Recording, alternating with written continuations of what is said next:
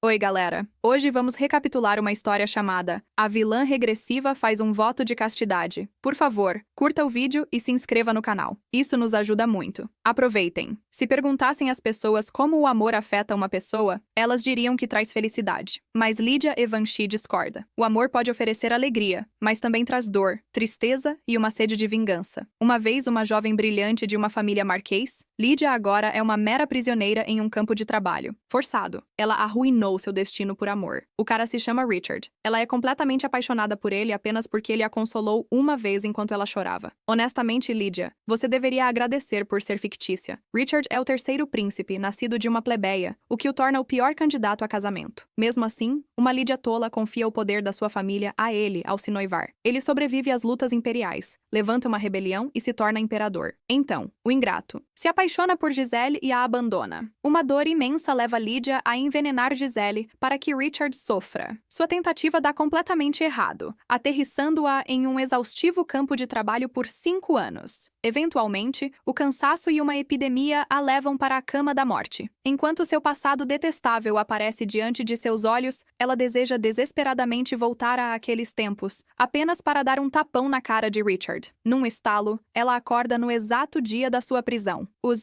guardas hesitam em revistá-la. Quando Giselle aparece, Richard a impede protetoramente. Que nojo! Percebendo que tem uma segunda chance, Lydia se dá um tapa no rosto para voltar à realidade. Encostando os olhos em seus algozes, ela faz um poderoso voto de nunca mais arruinar sua vida por causa de um homem. Negar estar carregando o veneno só a colocará em uma situação ainda pior. Uma busca vai acabar descobrindo isso mais cedo ou mais tarde. Ela decide transformar a situação em um grande mal-entendido. O veneno é na verdade para ela mesma, afinal. Autoflagelação não é crime. As pessoas já assumem que ela é uma obsessiva por homens. Se acabar com a própria vida por causa do noivo roubado faz total sentido. É genial, mas mórbido ao mesmo tempo. Isso coloca um alvo gigantesco em Richard. Ele será alvo de uma intensa escrutínio público. Como filha da marquesa, a morte dela irá arruinar Richard. Ele praticamente conquistou sua posição, por causa dela. Prevista e prontamente, Richard a impede. Infelizmente, a sorte não está totalmente ao lado dela. Mesmo assim, ela consegue engolir uma pequena gota antes que ele intervenha. De repente, um homem entra. Reconhecendo-o, Lydia avança com passos hesitantes antes que a escuridão a envolva. Ela solta um nome que o choca profundamente. Arsène Bayern. Os guardas entram correndo, brincando com ele sobre a senhora conhecer seu nome. Arsène os ignora, agradecendo silenciosamente por não terem notado o sobrenome Bayern. Esse é seu verdadeiro sobrenome. Um segredo perigoso de uma família Dugal que foi exterminada por traição. Que bomba! No dia seguinte, o castelo murmura sobre a ação de Lydia e o resgate de Arsène como um príncipe encantado. Enquanto isso, Arsène está preso, atuando como enfermeiro, cuidando de uma Lydia tremendo para descobrir seus segredos. Quando ela acorda, ele nota que ela é incrivelmente sortuda por sobreviver ao veneno. Lydia jura nunca mais ficar maluca por causa de homens. Para se vingar de Richard e Giselle, ela precisa salvar seus aliados do campo de trabalho. Mas ela precisa da força de Arsène. Sabendo que seu benfeitor está preso lá, ela planeja persuadi-lo ou recorrer à chantagem se ele recusar. No entanto, Arsène teimosamente a interroga sobre seu nome. Percebendo que uma mentira destruirá sua confiança, Lydia confessa tudo. Ela morreu e voltou ao passado. Assim que termina de falar, Arsène fica lá, completamente atordoado. Desesperado para escapar da conversa estranha, ele rapidamente muda de assunto. Ele diz que ela ainda não se recuperou totalmente e precisa descansar mais. Então, ele se vira de costas para ela, deixando-a totalmente ofendida. Eu também ficaria se alguém me chamasse indiretamente de louca. Recusando-se a ser ignorada, Lydia diz a Arsène que sabe exatamente onde seu tutor de escrita e a babá, Byron e Nella, estão escondidos. Arsène se vira de repente. Imediatamente, ela explica que em sua vida, passada, estava presa com eles em um campo de trabalho. Ela não se importa se ele acha que está louca, desde que ele a ouça. Ela precisa da força dele para salvar os prisioneiros que lhe mostraram genuína bondade depois que seu noivo e família a abandonaram. Então, ela detalha sua jornada exaustiva e uma tentativa de fuga fracassada que terminou em uma epidemia trágica. Infelizmente, Arsène ainda acha que ela está delirando. Pedindo desculpas por interrogar uma mulher doente, ele sai, abruptamente. Ele até recusa o convite do mordomo para jantar com Devin, o irmão de Lydia, sob a desculpa de um negócio urgente. Por negócio urgente, na verdade, ele quer investigar secretamente as alegações malucas de Lydia. Devin fica surpreso com a rejeição, mas o mordomo observa que Arsène olhou para Lydia com a profunda preocupação de um amante. Ao ouvir isso, Devin coloca Lydia em prisão domiciliar com tratamento médico adequado. Ele reconsidera seu plano inicial de deixá-la morrer por trazer vergonha vergonha para a família. Uma semana passa sem notícias de Arsène. Precisando avançar, Lydia pede a Devin para suspender sua prisão domiciliar. Ele lhe entrega um arranjo de casamento com o idoso Conde Monde. Lydia explode de raiva. Definitivamente não é o tipo de pai que estamos procurando. Devin revela a bomba que junta as peças do quebra-cabeça. Ele está usando-a como isca para Arsène enquanto seu ex-noivo traidor pressiona pelo velho conde por puras ciúmes. Infuriada, Lydia decide se vingar de ambos. É hora do plano D tornar-se uma sacerdotisa.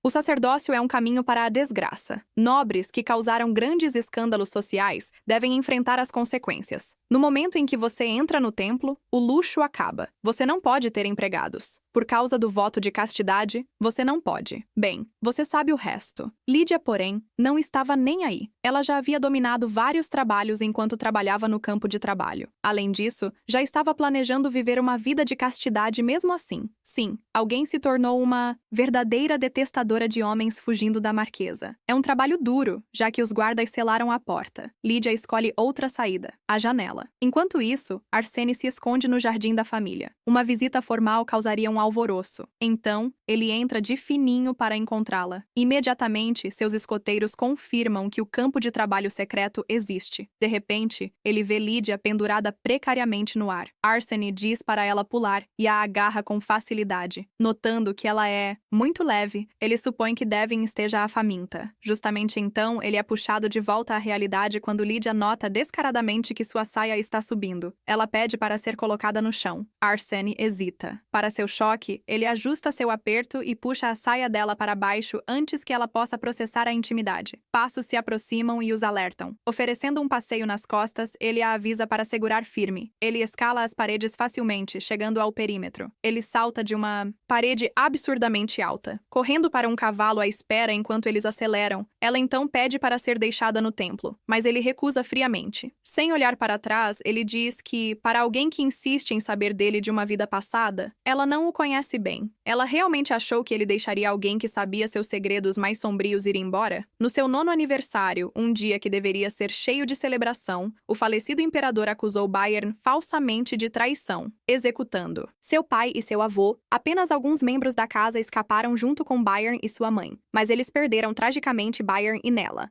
Depois de suportar imensas dificuldades, eles finalmente encontraram refúgio nas terras fronteiriças, com um amigo próximo de seu pai, Brahman. Adis, logo depois, também perdeu a mãe. Isso o deixou para se tornar Arsène, Edith. A partir daquele dia, ele viveu estritamente pelo último código dela. Nunca confie em ninguém. Arsène, naturalmente, não confiava em ninguém, nem mesmo em Lydia. Ela estava enrolada em um cobertor bem apertado, presa dentro de seu quarto. Arsène a advertiu friamente para se comportar. Ninguém poderia salvá-la. Quando ela perguntou ousadamente se ele a mataria por fazer um escândalo, ele afirmou que faria, se necessário. Ai, lembre-me de nunca negociar com ele. Lydia deduziu que ele já havia encontrado o campo de trabalho. Embora fosse uma ótima notícia, Arsène argumentou que isso significava que ela não era mais útil. No entanto, ela contra-atacou, dizendo que para obter as terras fronteiriças, ele precisava dela. Arsène afirmava que Devin e Richard haviam prometido aquela terra a ele, fazendo Lydia sorrir com sua ingenuidade. Como alguém que descartou a própria noiva com tanta facilidade poderia ser esperado para cumprir uma promessa? Sabendo que Devin quer controle, Lydia explicou que ele nunca venderia as terras fronteiriças para Arsène. No entanto, a terra poderia ser concedida como dote se eles se casassem. Como ela não tinha intenção de realmente propor, eles precisavam cooperar. O primeiro passo crucial do seu plano mestre era curar a misteriosa doença de seu pai. Isso retiraria o controle implacável de Devin. Quando um Arsène cético perguntou como, Lydia chamou isso de segredo comercial. Arsène percebeu que ela nunca explicaria como descobriu sua verdadeira identidade. Mesmo assim, ele admitiu que a lógica dela era impecável. Richard compartilha o sangue de um tirano, e confiar em cobras é tolice. Embora Lydia seja uma contradição ambulante, Arsène percebeu que a cooperação é sua melhor opção. Mantê-la perto permite que ele observe cada movimento dela. Lydia revelou que seu próximo passo é se tornar uma sacerdotisa para escapar de um casamento forçado. Entendendo a urgência, Arsène concordou em acompanhá-la amanhã. Ele prometeu buscar roupas adequadas para ela, já que não havia quarto de hóspedes disponível.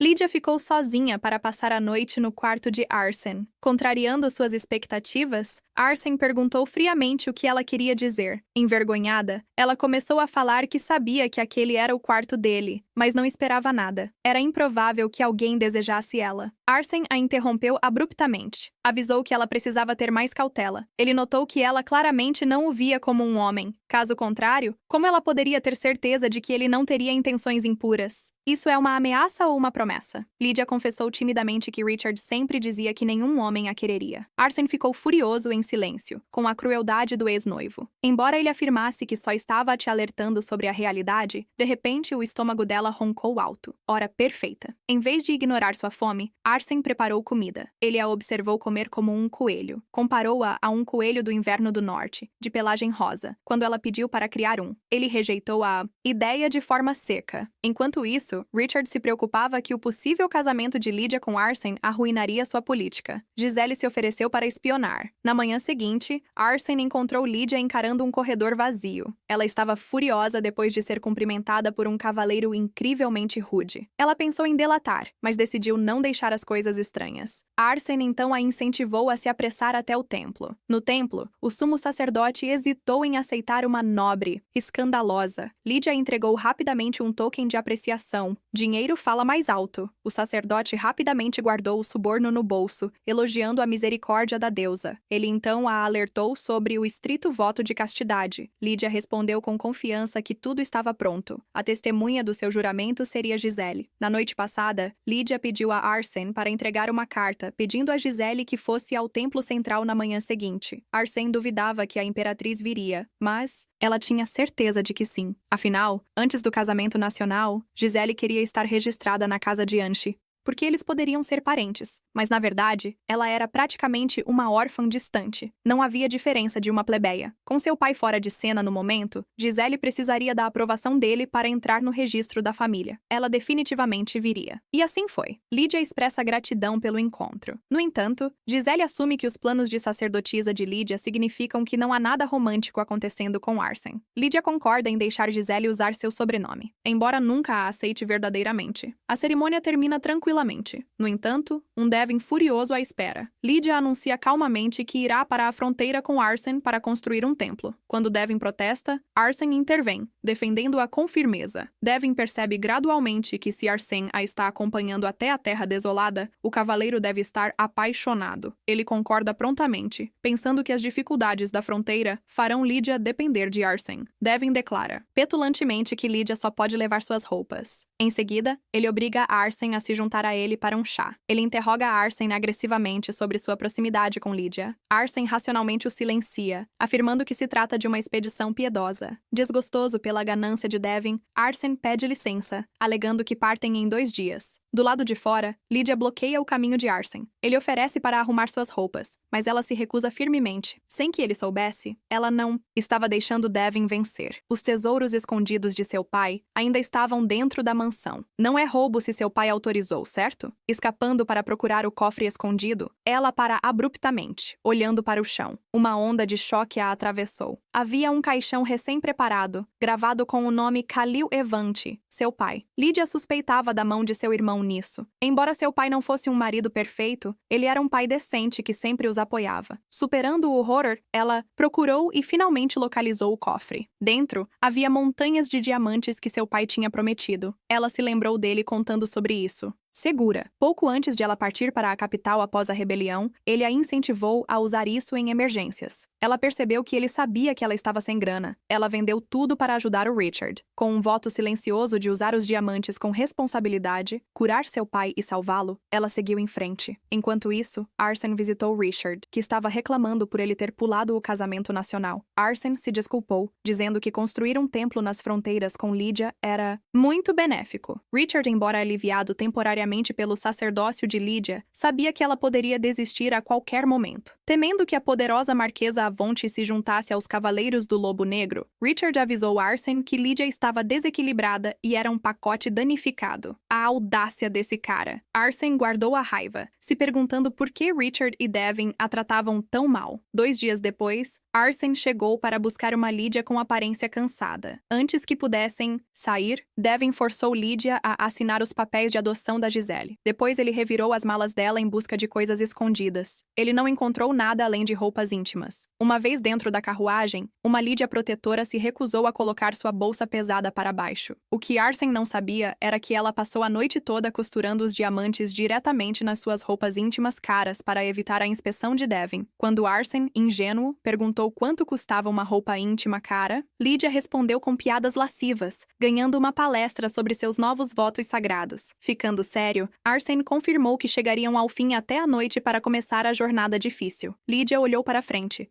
completamente certa de seus planos. Ela estava vindo para salvá-los. Depois de chegar à pousada, Arsène e Lídia seguiram para o leste, mas não antes de ela ser apresentada aos subordinados dele, Milan, Cedric e Randall. Lídia se lembrou desses homens de sua vida passada e sabia que eram de bom coração, exceto pelo último. Randall era o mesmo cara que a tratou mal ao entregar o vestido dela cedo pela manhã. Infelizmente, a hostilidade se tornou interminável. Randall está sempre arrumando brigas sem motivo. Ele lança olhares feios na direção dela sempre que está com Arsène. Ele é incrivelmente frio com ela e nem tenta esconder. Antes que a situação se agrave, os outros cavaleiros o afastam, deixando Arsène confuso. Lídia sugere que Randall simplesmente não gosta dela. Porém, ela se pergunta se Arsène e Randall têm algum sentimento romântico um pelo outro. Arsène nega veementemente. Isso faz com que ela tente pensar em outras razões para a animosidade. Clara, naquela noite, Cedric se aproxima dela para explicar o comportamento de Randall. A maioria dos cavaleiros deles são plebeus ou mercenários que ganharam méritos durante o contragolpe. No entanto, Randall vem de uma origem de escravo. Mesmo tendo se tornado cavaleiro, ele não tem sobrenome. Lídia pergunta se ele tem um complexo de inferioridade, mas Cedric lembra que, quando estavam indo para a capital, ele uma vez o recomendou como seu cavaleiro de escolta. Ela respondeu arrogantemente: "Como um escravo pode se tornar um cavaleiro?" Que horror! O peso de sua arrogância aristocrática passada a atinge. Ela percebe que não tem direito nenhum de se incomodar com a atitude de Randall, já que foi ela quem o ouviu primeiro. Lídia agradece a Cedric e começa a se dirigir para se desculpar, mas Arsène bloqueia seu caminho. A oportunidade perfeita de ir ao campo de trabalho e salvar seu povo finalmente chegou. No campo de trabalho, Maria e Nella expressam sua fome, sonhando com pão coberto de açúcar. Nella oferece sua própria porção para Maria porque ela está grávida, mas Maria recusa, dando risada antes de tentar dormir. Assim que Maria começa a cochilar, o cheiro real de pão a acorda. Lá está Lídia, oferecendo o verdadeiro pão coberto de açúcar. Uma Maria confusa pergunta quem ela é. Lídia responde que Maria a ajudou uma vez. Então ela está apenas retribuindo o favor. Quando Maria pergunta se os outros também podem vir, Lídia sorri. Byron e Nella já estão seguros do lado de fora, esperando com alguém que eles sentiram falta por muito tempo, Sir Arsène. Porém, uma voz gelada ecoa das sombras. Felizmente, é só o vovô Robert. Quando perguntam por que ele está vagando por aí, ele devolve a pergunta. Ao perceber que estão escapando, ele simplesmente se vira. Ele diz para eles ficarem seguros. Antes de conseguir ir embora, Lídia chama e o convida para ir com eles. Arsène protesta, dizendo que isso não faz parte do plano. Porém, Lídia argumenta que o vovô Robert é um especialista em mineração. Sua habilidade será útil para as minas na fronteira. Não há tempo para debate, Arsène. Ela estende a mão para o velho, e eles fogem rapidamente. Longe do acampamento, eles voltam para a pousada. Arsène pergunta se ela está desconfortável. Lídia admite honestamente que está se sentindo bastante dolorida por lá. Ele imediatamente dá uma bronca nela novamente sobre suas observações impróprias, mas Lídia contra-argumenta que não está exatamente pedindo para ele passar pomada. Arsène responde que se ela fizesse isso, ele a jogaria para fora do cavalo, recusando-se a andar com uma pervertida. Eles continuam discutindo até que ele menciona a mina de prata que ela citou. Ele observa que não traz lucro e foi abandonada pelo falecido marquês. Quando Lídia reafirma seu conhecimento, ele exige saber como ela sabe disso. Na verdade, ela aprendeu isso com o vovô Robert em sua vida passada. Arsène ainda tenta se convencer de que ela é uma farsa, mas ao assistir a esses eventos elaborados se desenrolando, ele finalmente se pergunta se ela realmente morreu e voltou à vida. Ele pergunta o que ela fará se a mina realmente der lucro. Lídia responde que vai partir para uma ilha quente no sul, porque realmente odeia o inverno. Arsène percebe que, se ela realmente sobreviveu àquele cruel campo de trabalho, odiar o inverno e talvez todo o império faz todo sentido. Lídia se vira e confirma com um sorriso. Quando chegam na pousada, o grupo compartilha um jantar quente. Nella e Maria agradecem Arsène com lágrimas nos olhos, que pede desculpas de coração por não tê-las encontrado antes. Eles, então, se voltam para Lídia e a interrogam. Mas querendo manter suas memórias dolorosas para si, Lídia apenas diz que lhes deve uma grande dívida. Ela então surpreende o vovô Robert ao pedir que ele administre as próximas operações da mina.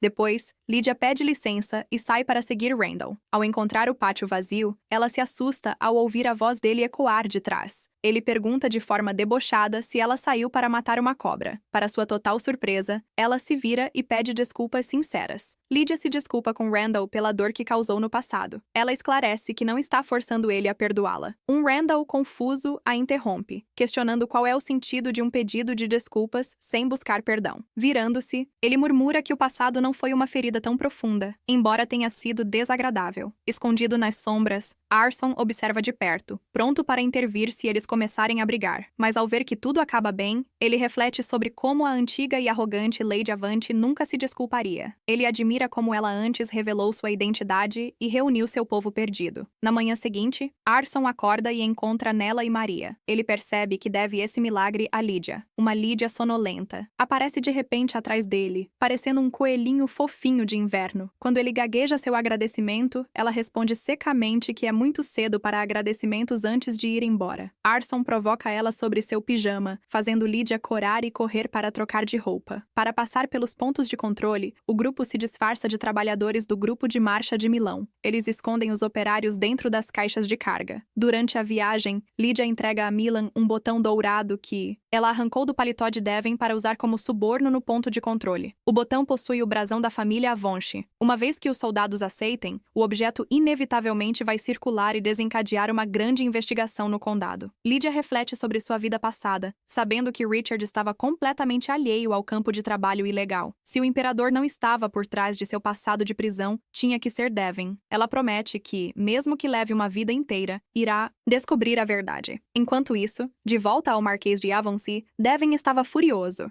Bem, a notícia de que ela se tornaria sacerdotisa já havia se espalhado pela capital. A fonte do vazamento era o próprio Palácio Imperial. Richard havia espalhado isso intencionalmente para garantir que Lydia ficasse o mais longe possível de Arson. Essas manobras políticas mesquinhas estão dando uma enorme dor de cabeça a Devon. Como o boato é tecnicamente verdadeiro, ele não pode negá-lo abertamente ao público. Ele também não quer antagonizar o imperador antes da hora. Recusando-se a ficar de braços cruzados, Devon reage convidando Gisele para visitar o marquesado. Quando se encontram, Gisele tenta confortá-lo, mas Devon percebe que o rumor pode abalar o futuro de Lydia. Gisele responde com segurança que, se Lydia e Arson realmente se apaixonarem, ela pode simplesmente renunciar aos votos. Boldmente, Gisele pergunta se Devon planeja se casar, observando que a linhagem da família pode acabar por causa do seu primeiro amor. Devon vê através dos elogios. Ela está se intrometendo. Quando ele aponta que ela quer mais do que um sobrenome, Gisele não nega. Ela propõe um acordo. Se ele permanecer solteiro e ela tiver um segundo filho real, ele o adotaria como seu herdeiro? Devon promete pensar sobre isso, percebendo que o sangue real os protegeria de Richard. Enquanto isso, longe das manobras políticas da capital, Lydia e seu escolta se juntam aos cavaleiros que seguem para o marquesado. Exausta da jornada, Lydia tropeça, mas Randall a segura. Observando de longe, Arson se recrimina por não ser ele quem a salvou. Ele nota atentamente ela esfregando suas costas inferiores doloridas. Cedric surge de repente atrás dele, brincando que mesmo que seu sangue ferver, ele não deveria olhar para o traseiro de uma sacerdotisa. Senhor, sua falta de sutileza está aparecendo. Ignorando a brincadeira, Lydia leva Arson para os campos colher raízes de dente de leão da Montanha Amarela. É o remédio para a doença do fantasma branco que causa alucinações em seu pai. Essa doença era considerada incurável, mas Lydia descobriu a solução em sua vida passada. 10 dias após beber seu chá, o Marquês acorda como se tivesse despertado de um cochilo. Lydia desaba em lágrimas e o abraça. Ela imediatamente expõe a traição de Richard. O Marquês fica completamente furioso. O rei desrespeitou sua única filha. Ela é a própria mulher que arriscou a destruição da casa deles para ajudá-lo a conquistar o trono. Quando ele exige saber a reação de Devon, Lydia diz que Devon aceitou a anulação sem lutar. Ele até registrou Gisele como filha adotiva. Isso ameaçou prender Lydia quando ela se recusou. O mordomo confirma que Devon nunca solicitou aprovação para uma decisão tão absurda. Ao ouvir isso, o Marquês percebe que apenas Lydia se importou com ele enquanto estava de cama. Para piorar, Lydia revela que Devon preparou um caixão para ele antecipadamente. Ele quase sofre um ataque cardíaco de puro choque. Ele jura enviar um mensageiro à capital para verificar tudo. Sabendo que seu pai obcecado por linhagem nunca deixaria isso barato, Lydia se sente confiante. Essa ruptura marca o glorioso começo de sua vingança. Mais tarde, desfrutando de dias tranquilos na propriedade, Cedric e Arson veem Lydia e Nella comprando suprimentos para bebês. Nella explica com orgulho que formaram um pequeno clube exclusivamente para pessoas com uma sorte péssima com homens. Elas fizeram um voto solene de nunca mais se apaixonar. Perto dali, Arsène murmura que, em vez de desistir do amor completamente, Lydia provavelmente deveria focar em melhorar drasticamente seu gosto em homens. Fala de um homem que claramente quer ser a escolha melhor. Lydia escuta seu murmúrio e se aproxima para esclarecer o que ele disse. Mas Arsène muda de assunto com jeito. Ele a informa que um mensageiro da capital acaba de chegar. Enquanto entram juntos, Arsène admite que está genuinamente chocado com a recuperação rápida da marquesa. Lydia explica que só tinha ouvido falar sobre a eficácia do remédio. Ela nunca esperou que funcionasse milagrosamente tão rápido. Aproveitando o momento, ela levanta o olhar e pergunta se ele finalmente acredita em suas afirmações loucas sobre o futuro. Arsène desvia o olhar e responde suavemente que ele não teria se dado ao trabalho de salvar sua vida.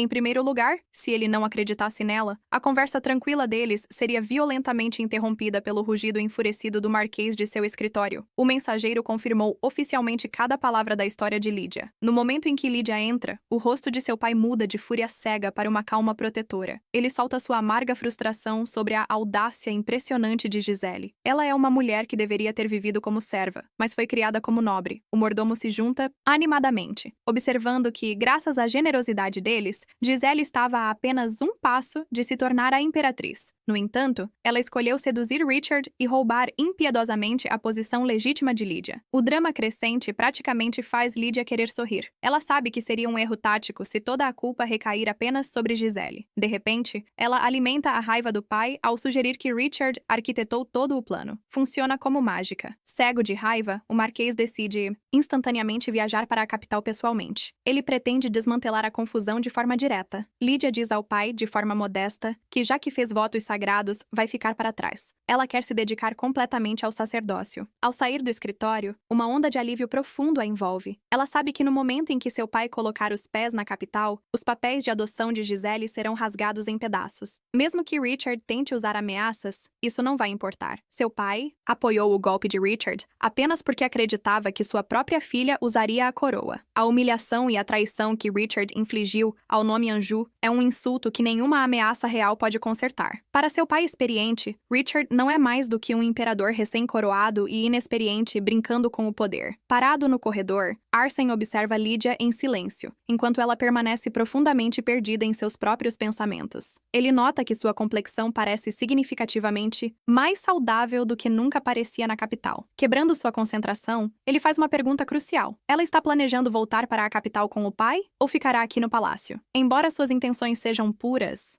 Lydia interpreta completamente mal o aviso de Arsène. Ela assume que ele quer mantê-la sob vigilância para proteger seus segredos. Defensivamente, ela dispara que não tem a menor intenção de entrar na propriedade dele. Quando um Arsène perplexo pergunta onde ela planeja morar, Lydia anuncia confiantemente que vai ficar no templo local. Arsène aponta friamente que o prédio é uma ruína abandonada há 50 anos. Percebendo que ela está completamente alheia às duras realidades da fronteira, ele se força a se acalmar. Quando chega a hora de partir, Arsène a manda entrar na carruagem para a segurança dela. A viagem começa tranquila, fazendo Lydia assumir que os avisos sobre bestas demoníacas foram exagerados. Naturalmente, o universo aceita essa suposição como um desafio. Uma besta demoníaca de repente embosca a carruagem e a deixa presa do lado de fora com Nella. Lydia congela de terror. Justo a tempo, Arsène aparece e ataca o monstro. Observá-lo lutar na realidade a faz perceber exatamente por que ele é considerado o cavaleiro mais forte do Império. Uma hora depois, o grupo para perto de um riacho para lavar o sangue. Um choque extremo toma conta da clareira enquanto os cavaleiros se despem para limpar suas roupas, fazendo um espetáculo acidental de corpos. Que banquete para os olhos! Quando Lydia dá uma bronca na criada, Maria, por olhar de modo impróprio, ela avista o corpo escultural de Arsène. A situação muda instantaneamente. Uma Maria provocadora pede que ela julgue quem tem o melhor corpo, enquanto os cavaleiros ouvintes flexionam na expectativa. Lydia declara ousadamente que Cedric é o cavaleiro com o corpo mais bonito, uma escolha que Maria aplaude entusiasticamente enquanto Cedric comemora. Arsène enfrenta uma crise existencial silenciosa. Quem diria que o cavaleiro mais forte do Império poderia ser derrotado em uma competição de músculos? Ele se pergunta amargamente por que o olhar dele se fixou em seu próprio corpo se preferiam a aparência de Cedric. Depois do banho, Arsène visita Nella, quem expressa profunda gratidão pela proteção de Lydia. Ele pede para ela cuidar dele. Com isso em mente, Arsène decide convencer Lydia a abandonar o templo em ruínas em direção à sua mansão. Depois de testemunhar o perigo das bestas mágicas em primeira mão, sua propriedade, equipada com cavaleiros e serviçais adequados, é claramente a opção mais segura. Seu discurso interno é interrompido quando ele vê Lydia conversando com Cedric. Lydia fica horrorizada com as notícias de Cedric. Ela deve compartilhar uma tenda com Arsène por questões de segurança. Quando ela argumenta que isso parece escandaloso para um casal não casado, Cedric assume que ela teme investidas inadequadas. Lydia desdenhosamente dispensa essa preocupação. Ela chama Arsène de homem conservador. Cedric ri, corrigindo-a, dizendo que Arsène não é conservador. Ele é apenas um verdadeiro cabeçudo. Bem na hora, Arsène aparece bem atrás deles. Defensivamente, ele argumenta que um cabeçudo não sabe como tratar uma mulher, enquanto ele, por outro lado, está intencionalmente evitando o romance. Lydia responde com sarcasmo, perguntando se a sua castidade está relacionada aos seus segredos perigosos. Arsène admite que envolver uma amante em seus pesados fardos é um luxo que ele não pode se dar ao prazer. Lydia simplesmente o observa com indiferença. Ela diz que ele tem um corpo que não funciona como um homem. A mãe de Lydia sempre valorizou seu único filho, Devin. Ela se preocupou exclusivamente com ele até seu último suspiro. Em sua vida passada, a mãe de Lydia chegou a implorar para que ela desse à luz 2 filhos e desse um a seu irmão, já que Devin era completamente estéril. Lydia guardou esse segredo por pura devoção à sua mãe, mas nesta vida, ela não tem absolutamente nenhuma intenção de mantê-lo. A lealdade familiar expirou. Lydia explica que a condição de Devin foi causada pelo remédio errado na sua juventude. Arsène observa que, embora a esterilidade seja um segredo sutil que a adoção poderia resolver, Lydia contra-argumenta que o pai deles é obcecado com sua linhagem, mantendo o nome da família. Arsène destaca que isso complica seus planos. O Marquês provavelmente não descartará Devin facilmente. Lydia afirma com confiança que já tem uma estratégia. No entanto, ela mantém os detalhes para si mesma para eliminar variáveis. Divertido, Arsène diz que não está tão curioso assim. Ele tenta convencer Lydia a ficar no templo. Arslan a alerta sobre os monstros letais da fronteira. Em vez de recuar, Lydia exige treinamento de espada para se proteger. Percebendo que a teimosia dela é inabalável, ele diz que ela deve dormir cedo para a partida na manhã seguinte. Na manhã seguinte, Arslan fica ao lado da cama de Lydia enquanto ela dorme. Limpando sua espada, ele reflete sobre o quão exausta ela deve estar depois de sobreviver ao veneno e aos monstros. Seus pensamentos são interrompidos quando ela começa a se debater em um pesadelo. Em seu sonho, Lydia revive o passado horrível onde um Richard sem coração a deixou trancada em uma adega com seu filho não nascido. Enquanto ela implora para que ele não a abandone, promete garantir que Richard nunca mais viva confortavelmente. Ouvindo-a gritar o nome de Richard, Arslan interpreta mal o pesadelo. Ele assume que ela ainda tem um amor não resolvido pelo ex-noivo. Uma estranha emoção indescritível toma conta dele. Ele sabe que os sentimentos dela pelo imperador não são da conta dele. No entanto, suas próprias emoções continuam transbordando quanto mais tempo ele passa ao lado dela. Enquanto isso, na propriedade do Marquês, um Devin em pânico descobre que seu pai acabou de chegar. Ele ordena que seus homens escondam freneticamente o caixão vazio de Lydia. Ele corre para fora para agir como o filho obediente. No entanto, ele é imediatamente paralisado pelo olhar gélido do pai e uma pergunta direta. Ele realmente tentou registrar Giselle no registro da família? Devin rapidamente manda todos entrarem, justificando que o pátio não é lugar para discutir assuntos familiares. Ele solta um suspiro silencioso de alívio ao descobrir que o caixão já foi removido. Voltando-se para o mordomo, Devin questiona sobre a saúde do pai, mas é interrompido quando o próprio Marquês exige respostas sobre Giselle. Quando Devin confirma a verdade, o Marquês entra em fúria. Ele repreende Devin por não ter orgulho.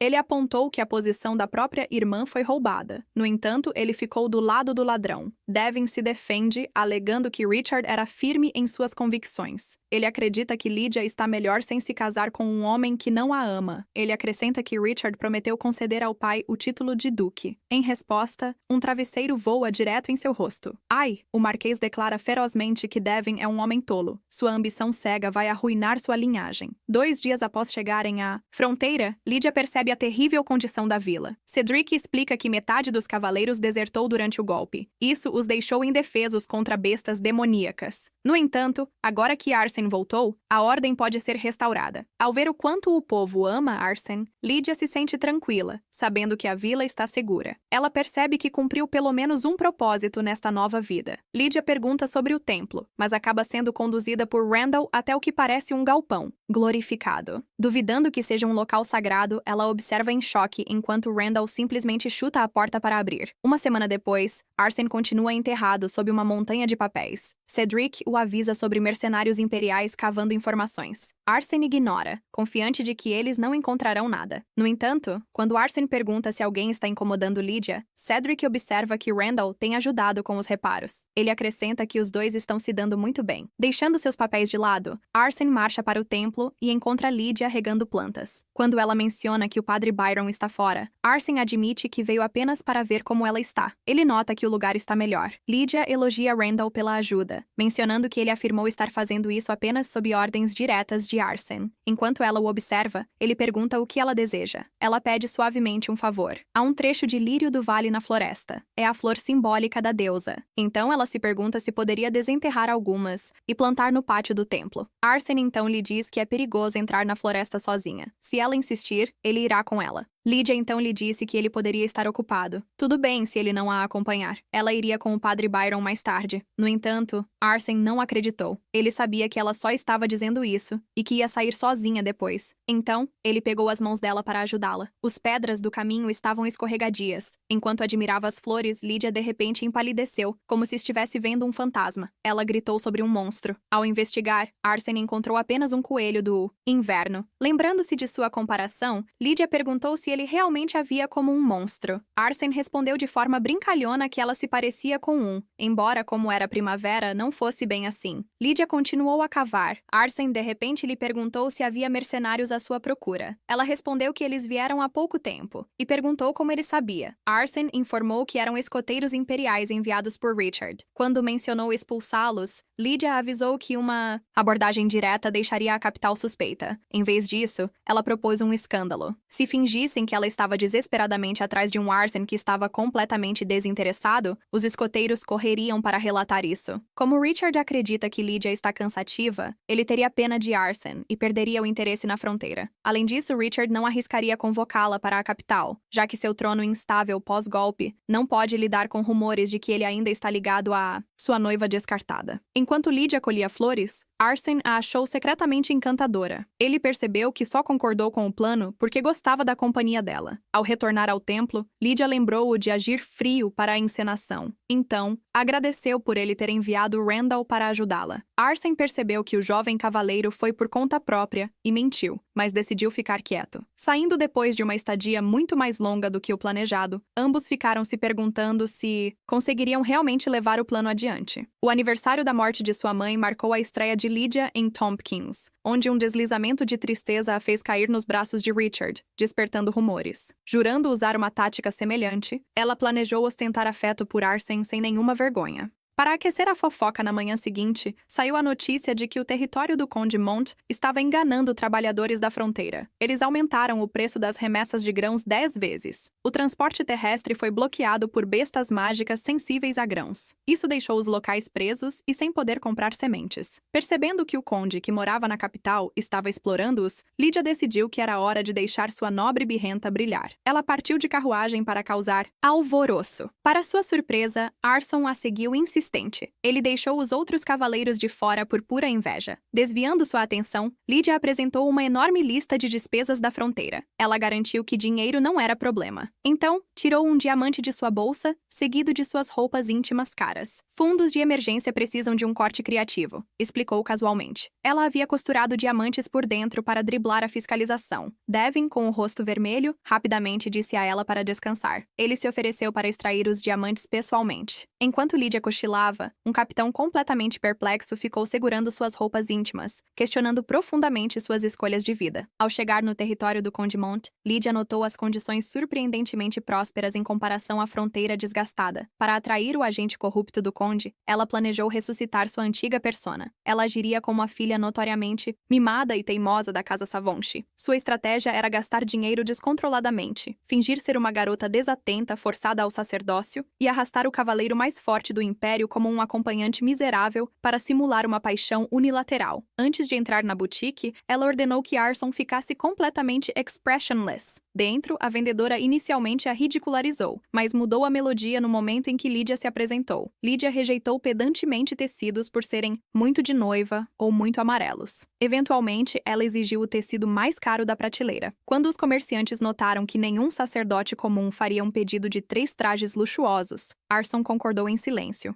Depois que ela exigiu que pérolas fossem bordadas nelas, Lydia selou sua armadilha ao pagar casualmente com um diamante bruto. Os comerciantes ficaram apaixonados. O plano funcionou perfeitamente. No dia seguinte, todos os donos de lojas gananciosos da região estavam cercando-a. Embora empolgada, Lydia estava exausta de tanto andar. Ela decidiu testar sua próxima travessura na frente de uma multidão enorme. Ajoelhando-se na calçada, ela dramatizou seu cansaço, reclamando das pernas cansadas e mandou Arsen carregá-la. Ela esperava uma rejeição fria. Em vez disso, Arsen a pegou nos braços suavemente e perguntou se ela estava cansada. Isso deixou Lydia chocada, presa em sua própria armadilha romântica. Assim que chegaram à pousada, Arsen tentou andar à frente. No entanto, o chamado de Lydia o fez se virar, encurralando-o contra a porta. Ela despejou suas frustrações sobre o comportamento dele, já que estava tentando executar o plano deles. Ele estava atrapalhando de forma tão genuína. Nesse ritmo, ninguém acreditaria que ela era a única a persegui-lo. Arsen se defendeu, observando que o rosto dela estava muito pálido para ele perceber que era só uma atuação. Lydia argumentou que ele ainda deveria ignorá-la, mas Arsen contra-argumentou que se ela estivesse realmente doente, ele não conseguiria distinguir a realidade da atuação. Lydia respondeu que ele não precisava distinguir nada. Se ela estivesse realmente doente, ele poderia chamar um médico. Percebendo que atuar cegamente causaria confusão, Lydia propôs um sinal, uma piscadela. Isso pareceria naturalmente que ela estava seduzindo-o. Enquanto demonstrava, Arsen a encarou intensamente antes de rejeitar o sinal. Ele admitiu que simplesmente não queria afastá-la. Lydia supôs que uma piscadela era um gesto bonito demais para ser rejeitado. De repente, Arsen sorriu, comparando-a a um coelho de inverno. Como ele raramente sorria, ela ficou atordoada. No entanto, lembrando do cabelo que viram enquanto caçavam lírios, ela ficou irritada. Ela o empurrou para fora e fechou a porta com força, gritando que o sinal continuava sendo uma piscadela.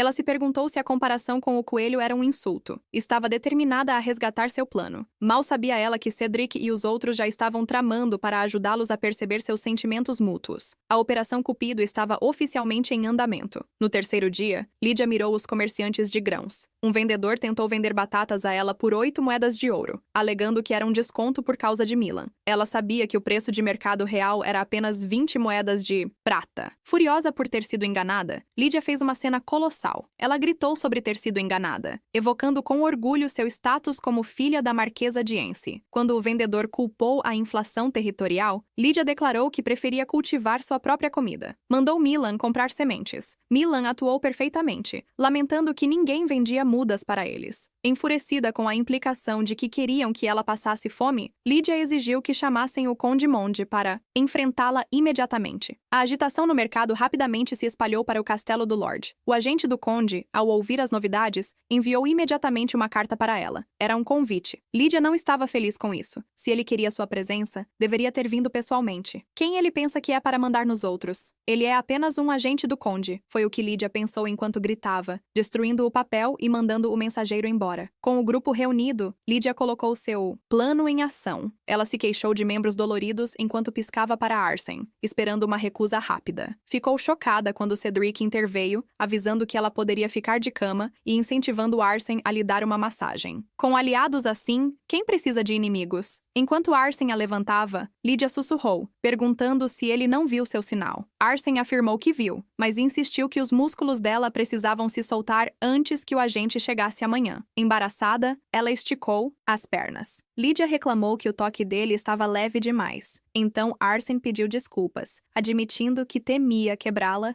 Como ela era muito mais magra que Milan e Cedric, ela protestou. Ossos não quebram facilmente. Ele aumentou sua força, o que ela secretamente apreciou. Arson, então, a incentivou a pensar em novas estratégias. Ele não conseguia distinguir sua dor fingida da verdadeira exaustão. Lydia resmungou mentalmente que era fácil para ele falar. Logo, a sala caiu em silêncio. Lydia estava completamente adormecida, olhando para ele. Arson se sentiu frustrado com sua vulnerabilidade e sua própria falta de cautela. Seus segredos obscuros o faziam questionar se tinha o direito ao luxo. Porém, ele não conseguia se controlar. De qualquer forma, no dia seguinte, o agente Lucien David chegou. Lydia confirmou friamente sua promessa de conceder a ela qualquer coisa. Quando ele concordou, ela sorriu maliciosamente e pediu sua cabeça. Lugen sempre se considerou sortudo. Um simples nobre sem terras ou título, ele estava subitamente ascendendo para influenciar todo um condado. Ele naturalmente assumiu que Lydia era apenas uma jovem ingênua que se acalmaria facilmente com um pouco de conversa fiada. "Oh, como os poderosos estão prestes a cair", ele disse com confiança que tinha convocado os comerciantes para uma reprimenda adequada, oferecendo-se para pagar as taxas de atracação como um pedido de desculpas. Ele ficou completamente chocado quando Lydia contra-atacou. Trocar subornos e deixar passar não contava como uma reprimenda. Levantando-se, ela perguntou se ele realmente estava cego para os comerciantes vendendo grãos a preços absurdamente altos para as regiões de fronteira. Lucien gaguejou uma negação. Lydia insistiu sobre as taxas de atracação inflacionadas. Lucien desesperadamente tentou transferir a culpa, alegando que seus subordinados desviam de fundos sem seu conhecimento. Ele prometeu puni-los. Lydia o cortou friamente, chamando-o de um proxy sem noção e ameaçando informar o conde. Ao perceber que ela apenas contaria a seu pai, Lucien sabia que estava condenado. Se o imperador descobrisse, isso custaria a vida de Lucien. Apavorado, ele caiu de joelhos, implorando por misericórdia. Ele se ofereceu para executar os comerciantes e suas famílias. Lydia recusou o derramamento de sangue. Desesperado, Lucien disse que daria a ela absolutamente qualquer coisa que quisesse como arrependimento. Por tudo, ele realmente queria dizer tudo. Antes de fugir, Lucien tentou confirmar freneticamente que ela não iria para a capital. Sem receber uma resposta direta, ele implorou a Arsène para falar bem dele. Milan interveio de forma seca. Ele apontou que se Arsène realmente pudesse controlar a jovem, eles não teriam a perseguido até o território do conde. Um ponto válido. Milan garantiu a Lucien que eles precisavam apenas assegurar que Lydia tivesse uma viagem de compras agradável. Ele deixou escapar que ela poderia comprar algo grande. Lucien prometeu ansiosamente organizar tudo. Arsène perguntou desconfiado a Milan o que ele queria dizer com isso. Mas Milan fez-se de inocente, alegando que achava que Lydia precisava de uma nova carruagem e cavalos. Nos dias seguintes, Lydia foi ao mercado. Cada vendedor ofereceu freneticamente seus produtos de graça como ofertas para a deusa. Eles foram claramente instruídos por Lucien. Embora irritada, Lydia sabia que a fronteira ainda precisava negociar com aquele território. Ela precisava assustá-los sem destruir completamente o relacionamento. Abrindo sua carteira, ela insistiu em pagar o preço,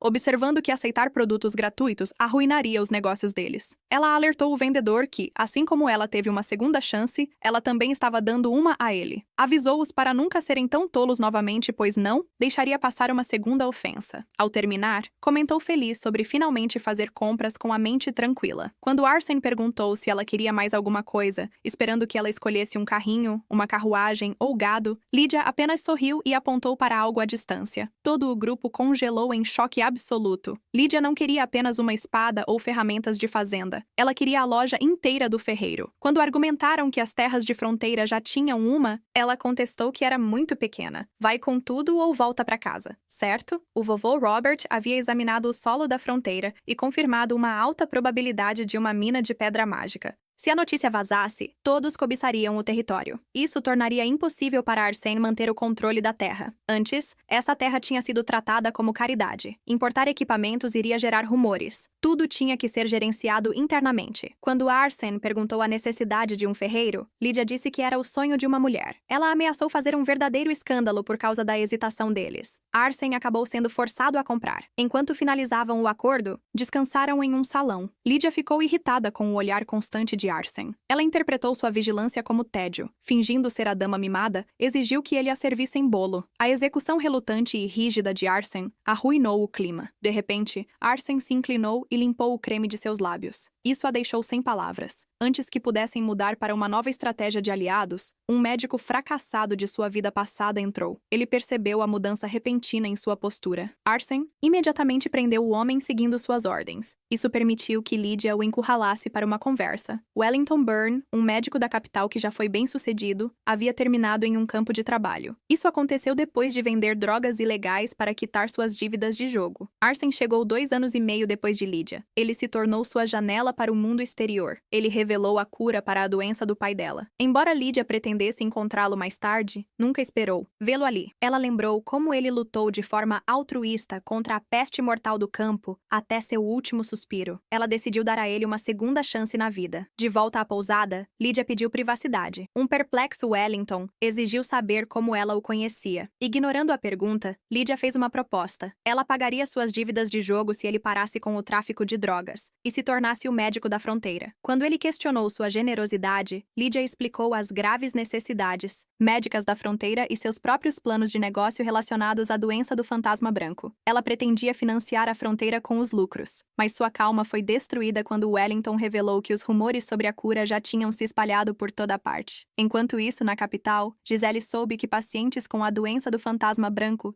eles estavam melhorando graças às raízes de dente de leão. A Marquesa Avonte havia voltado da beira da morte. Isso provocou rumores sobre a cura milagrosa de Lydia. Isso deixou Gisele profundamente inquieta. Sua posição dependia totalmente da má reputação de Lydia. Se a imagem de Lydia melhorasse, o público se voltaria contra Gisele bem antes do casamento real. Isso era especialmente verdadeiro, uma vez que ela não havia conseguido garantir o nome Avantier antes disso. O Marquês rejeitou friamente o pedido de adoção de Gisele. Quando ela chorou, alegando que não estava roubando o lugar de Lydia, o Marquês a interrompeu. Ele citou a pura ingratidão dela. Apesar de ter sido criada por laços de sangue, ela nunca visitou seu leito de morte ou enviou um médico. Ela claramente desejava sua morte para manipular Devin. Ele prometeu que ela nunca controlaria sua casa. Furiosa, Gisele decidiu que, se não pudesse ter o nome Avantier, eles não teriam nada. Ela ordenou à sua criada que plantasse dente de leão no jardim do palácio. Ela tramou para roubar a atenção de Lydia pessoalmente, erradicando a doença do império. Se não consegue vencê-los, copie-os. Lydia ficou pasma com a notícia. Ela se xingou em silêncio por não ter silenciado uma informação tão vital. Infelizmente, o segredo havia sido revelado. Atrás da porta, Arsène estava ouvindo de forma vergonhosa, testemunhando isso. Cedric brincou que, se ele estava tão preocupado, deveria ter amarrado Wellington antes de sair. Arsène afirmou defensivamente que estava apenas monitorando a falta de cuidado de Lydia. Ele não estava preocupado com ela. Negação é um rio no Egito, brincou Cedric. Ele disse que ninguém acreditaria naquela cara, instando-o a ser honesto. Arsène se tornou sério, mas Cedric o confrontou. Se ele realmente não tivesse sentimentos, por que havia aumentado drasticamente seus treinos musculares matinais? Arsène alegou que era apenas um comportamento padrão noturno. Por essa lógica, brincou Cedric, toda noite deve amar Lydia. Privadamente, Arsène entrou em pânico por não ter sido discreto. Com os problemas estruturais das terras de fronteira se aproximando, ele sentia que não havia tempo para estar eufórico. Prometendo manter distância, ele se afastou. Depois de uma semana de compras, o dia da partida chegou. Como mover o ferreiro precisava de tempo, Milan ficou para trás enquanto o grupo principal partiu com as provisões. Durante a viagem, Lydia casualmente pediu para abrigar Wellington no templo. Arsène concordou friamente. A total ignorância dela sobre seu comportamento gelado o frustrava. Ele se sentia completamente negligenciado. De repente, uma onda rebelde balançou o barco. Perdendo o equilíbrio, Lydia caiu. Os instintos de Arsène dispararam instantaneamente, segurando-a, tanto para manter distância. Observando do convés superior, Cedric suspirou. Ele sabia que as pesadas responsabilidades de Arsène o faziam suprimir suas emoções. Esconder-se não faria seus sentimentos desaparecerem. Lydia já conhecia seus segredos.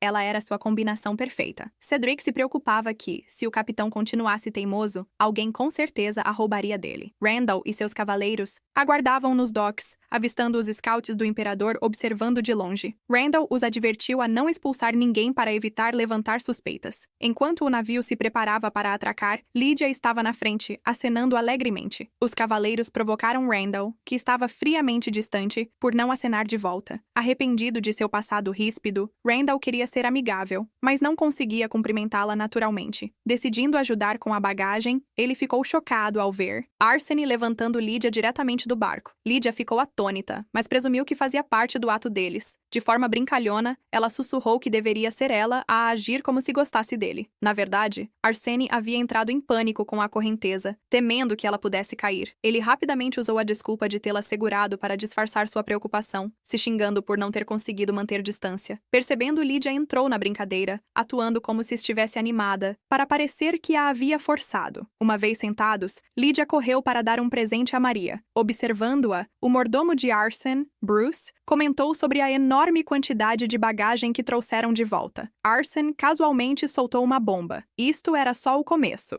Enquanto vários navios de carga chegavam, um Bruce atordoado acrescentou que havia comprado uma oficina de ferreiro inteira. Lydia queria uma. De repente, Arsene notou Lydia chamando Randall. Ela estava rindo e entregando a ele um presente. Sua inveja explodiu, mas quando ela finalmente se aproximou dele, sua irritação derreteu em um sorriso ansioso. Ele estava aguardando ansiosamente a sua vez. Para sua total decepção, Lydia entregou o pacote para Bruce. Ela se virou para Arsene e anunciou que estava indo para o templo, então seguiu em frente. Arsene ficou paralisado nos cais, completamente confuso. Onde estava seu presente? Alguns dias depois, Bruce informou Arsene que as mudas precisavam ser plantadas e distribuídas imediatamente. Ele sugeriu distribuí-las junto com a comida, convidando Lydia para se juntar, já que os esforços dela garantiram as rações. Isso a ajudaria a se conectar com os locais e promover seu templo pouco visitado. Arsene, preocupado com o esforço físico dela, ordenou que ela carregasse apenas itens leves. Ele se sentiu frustrado em mostrar preocupação na frente de seu mentor, defendendo que era apenas uma questão de decência humana básica, porque ela parecia fraca. Claro, Arsene, tudo bem se isso te ajuda a dormir à noite. Ele decidiu manter distância. A partir de amanhã, o destino levou isso como um desafio. Lydia imediatamente o importunou, interrompendo seus planos quando tentou distribuir ferramentas de cultivo pesadas. Arsene ordenou firmemente que ela distribuísse pão em vez disso, alegando que era muito perigoso. Lydia cedeu relutantemente, mas percebeu que ele a seguia. Quando perguntou se ele estava ajudando, Arsene respondeu que estava apenas monitorando-a. Vendo Randall, Lydia notou com orgulho que ele estava usando um cinto que ela lhe deu. Arsene de repente perguntou se ela tinha algo para ele. Quando Lydia brincou se ele queria um presente, ele rapidamente recuou, desconfiado. Lydia o chamou de ganancioso, lembrando que ela era seu presente. Pum! Ele imediatamente se afastou, ruborizando como um tomate. Enquanto observava ele se afastar, Lydia não pôde deixar de notar como ele era sério. Ela estava apenas zoando. Ok, então. Byron apareceu por trás com um pouco de pão. Ele comentou sobre como eles tinham se aproximado. Lydia concordou que ela e Arsene realmente tinham se tornado bem próximos, especialmente em One County. No entanto, como Byron era devoto, ela não queria que ele se confundisse. Uma sacerdotisa correndo atrás de um pecado poderia levar a complicações. Então, decidiu alertá-lo. Byron entendeu a situação rapidamente. Lydia pediu que ele mantivesse em segredo. Para dar um exemplo, Lydia se aproximou de Arsene novamente, mas enquanto Byron observava, ele não pôde deixar de notar a contradição. Se ela dizia que era um amor unilateral, então por que parecia exatamente como jovens amantes? Vendo a troca, Byron não pôde deixar de se perguntar se o mestre realmente tinha sentimentos por Lydia. Quando Lydia voltou orgulhosa para se gabar de quão perfeita era sua atuação, Byron apenas sorriu, sabendo. Graças às suas apresentações repetidas, os escoteiros do imperador logo deixaram as terras fronteiriças. Missão cumprida, ou assim pensavam. Acreditando que finalmente poderia relaxar, Lydia, infelizmente, ouviu os cavaleiros conversando. Eles esperavam reunir informações sobre seu sucesso. Ela ficou chocada ao descobrir que eles acreditavam que ela não tinha um real interesse em Arsene. Notaram que sua obsessão passada por Richard era intensamente maior em comparação com seu comportamento atual, embora um cavaleiro tenha racionalizado que ela simplesmente havia amadurecido. Em pânico, ela correu para o escritório de Arsene para relatar o boato. Ela tagarelou que eles deviam enganar seus aliados para enganar seus inimigos. Ela explicou o plano falido. Ela o avisou calmamente para se preparar. A partir de amanhã, sua sedução se intensificaria. Isso o deixou completamente atordoado enquanto ela saía. Enquanto isso, no castelo imperial, um Richard sobrecarregado lidava com uma enorme dor de cabeça. Ele estava sobrecarregado com o trabalho atrasado, o próximo casamento real e a cerimônia de vitória. O barão Berkman notou seu cansaço. Richard não negou. Estabilizar o estado era brutal. Nobres mais velhos o viam como um jovem usurpador que tomou o trono à força. Ele estava tentando fortalecer sua autoridade frágil Ele precisava desesperadamente de apoio de antigos adversários antes de pensar nisso. Berkman lhe lembrou da consulta marcada com a Imperatriz. Richard e Giselle se encontravam raramente. Embora ele tivesse prometido participar dos exames médicos dela, isso se tornou uma obrigação. Richard refletiu secretamente que, embora Lydia fosse mais inconveniente, ele não estaria tendo tanta dificuldade com a aristocracia se Lydia fosse a Imperatriz. O Marquês Evanchy teria conquistado ativamente os nobres para ele. Ao se virar para o barão, ele lamentou ter ignorado seu conselho anterior de se casar com Lydia por poder. Ele deveria ter mantido Giselle como amante e designado os filhos de Giselle como herdeiros legítimos. Acreditando que ainda não era tarde, Richard lembrou da tentativa de envenenamento de Lydia no passado. Ele supôs que ela ainda tinha sentimentos por ele. Resolveu confirmar isso assim que o grupo das terras de fronteira retornasse. Afinal, não havia como Lydia algum dia se apaixonar por Arson, certo? Ah, cara, você está prestes a ter uma grande surpresa. Armado com essa ilusão, Richard planejou se reconectar com Lydia. Se não por meio do casamento, então através de um caso, só para salvar seu poder abalado. De volta às terras de fronteira, Arson subestimou genuinamente a promessa de Lydia de que sua sedução iria se intensificar. Ele achou que ela apenas visitaria a propriedade com mais frequência. Em vez disso, ela começou a aparecer nos lugares mais inesperados. Parecia mais uma vigilância do que uma sedução. Assim, ele baixou a guarda. No entanto, Lydia conseguiu aparecer sempre que ele ia, como um fantasma. Isso o levou a supor que ela tinha treinamento secreto em assassinato. O único lugar onde ela ainda não tinha aparecido era seu quarto, ou assim ele pensava. Uma batida repentina na janela revelou Lydia segurando uma garrafa de vinho. Sabendo que deveria afastá-la, ele a deixou entrar mesmo assim, pois as noites nas terras de fronteira são perigosas. Ao entrar, Lydia perguntou se ele havia acabado de tomar banho. Quando ele confirmou, ela riu, orgulhosa de seu momento impecável. Ela então mencionou os comentários de Richard sobre ela ser assustadora e creepy. Para sua surpresa, Arson não concordou. Na verdade, isso acendeu seu espírito competitivo. Ele achou aquilo secreto e fofo. Percebendo isso, corrigiu rapidamente. Queria dizer que ela não era assustadora. Lydia, pensando que ele achou suas ações engraçadas, simplesmente riu junto. Mudou de assunto para o incêndio na mina. Ela comentou que Robert quer tentar cavar o chão. Porém, como ele vai para a capital em breve para a cerimônia de vitória, a inspeção terá que esperar até depois disso. Lydia insistiu que quer confirmar se é uma mina de pedras mágicas antes da partida dele. Pedras mágicas repelem monstros. Se essa mina for verdadeira, desenvolvê-la rapidamente protegerá o povo das terras fronteiriças dos monstros. Ao ouvir isso, Arsene expressou sua profunda gratidão. Lydia não tem realmente uma conexão com essa terra desconhecida, mas prioriza constantemente sua segurança. Isso o tocou profundamente. Não conseguindo aceitar o elogio, ela se justificou dizendo que só quer que todos vivam bem. Sentindo-se estranha com Arsene sendo tão grato, Lydia observou a última gota de vinho cair. Tentou se desculpar. No entanto, Arsene a parou no meio do caminho. Ele comentou que ela estava bêbada e sugeriu que ela dormisse em seu quarto essa noite. Suave, Arsene. Muito suave. Isso é tudo por hoje, pessoal. O que vocês acharam? Como sempre, não esqueçam de deixar um like e comentar para a próxima parte. Assim sabemos que vocês querem mais. Lembrem-se de se inscrever e ativar as notificações para atualizações. Até o próximo!